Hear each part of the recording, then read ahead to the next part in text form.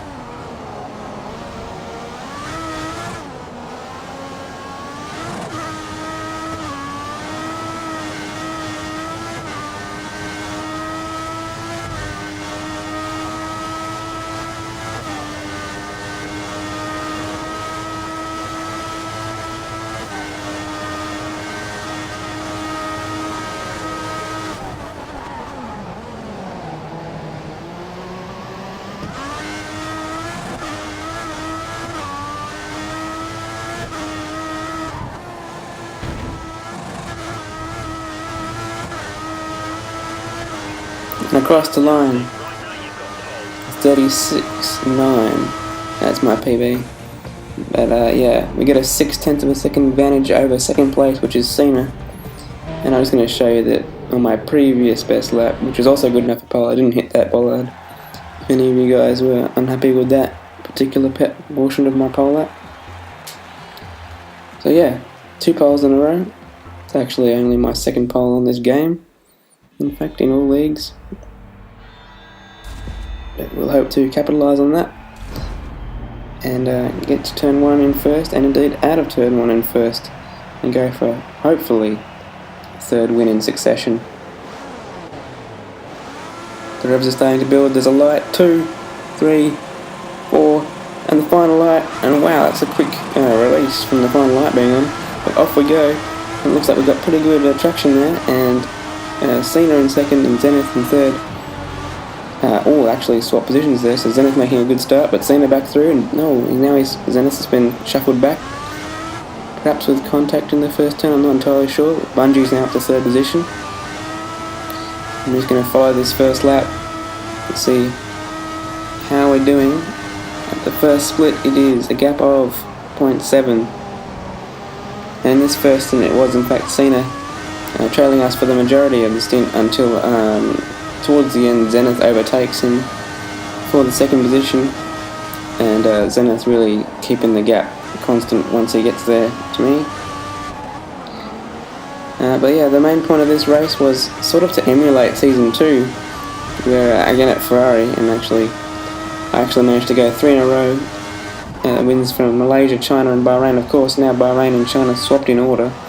We could potentially do the same thing here, and that would be a really good boost to our championship aspirations this season.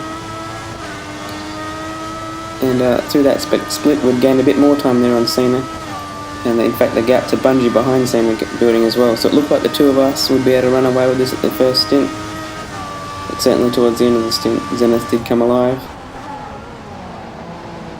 It's important to note that there was a probability of rain around 50%, so we're expecting rain somewhere towards the middle of this race. And across the line, the gap after the first lap is 1.6, and with the fastest lap, the next lap, we do start to pull away quite rapidly from Cena, and I believe started on the prime tyre. Anyhow, by lap 9, it's time for us to pit, and Zenith is now in second, 6.4 behind. Cena at a further 5 seconds behind him, so really seeing the advantage there of option tyres for both Zenith and myself. We pit at the end of that lap, And we're going to put another set of option tyres on and hope to go to the rain period, which is around 15 minutes away. Zenith also pits that lap.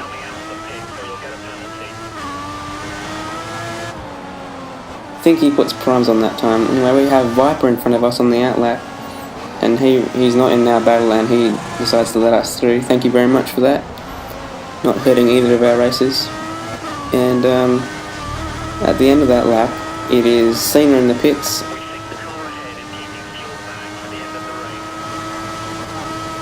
And that just leaves Bungie ahead. And he goes a little bit wide at that hairpin there. And that's given us a run around the outside. You can see he's on the prime tyres, which has been on since the start. So a lot more grip for us, and we just able to sail around the outside there, that sweeper. And not a lot he could have done about that, really.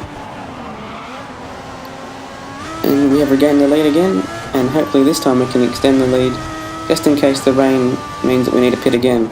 And by lap 20 we have that gap to 14 seconds over Zenith. And not so long afterwards though, he gets the gap down to 11 seconds, as we've been on these tyres far too long. Let's see, we're at lap 9 we pitted, so this is 12 laps on options. That's craziness. Anyway, it's not quite ready for intermediate tyres yet, but I decided to put them on anyway. Look at those tyres on the wear screen.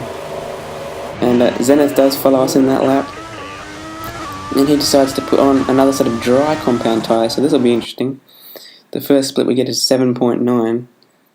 And in fact, not so long afterwards the gap is down to 2.6, so clearly still the dry tyres are the better tyre. But all of a sudden, as you see Cena duck into the pits on that lap for intermediate tyres, a switch seems to be flicked, and all of a sudden it's the intermediate tyres which are in fact the better tyre to be on at the time. And look on the map there, that's clearly bigger than 2.6. I'll have a look here as we go over the sector split. How far behind is Zenith? 4.4. So at this point I really knew the race was won, and that Zenith might struggle in fact to finish second. And we lose connection to Bufka. Unfortunate for him, he was running 4th I believe at the time. And straight afterwards, unfortunately, we lose Viper as well. So double disconnection there. Unfortunate for those two guys.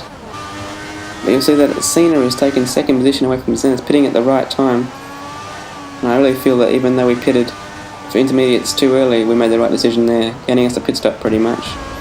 We've taken a third victory in a row. Absolutely brilliant. Well done, well done. 25 seconds in the bag there. So absolutely ecstatic with that. And that's really boosted our championship standings there. 36 points out of Zenith now, and Cena jumps up to third.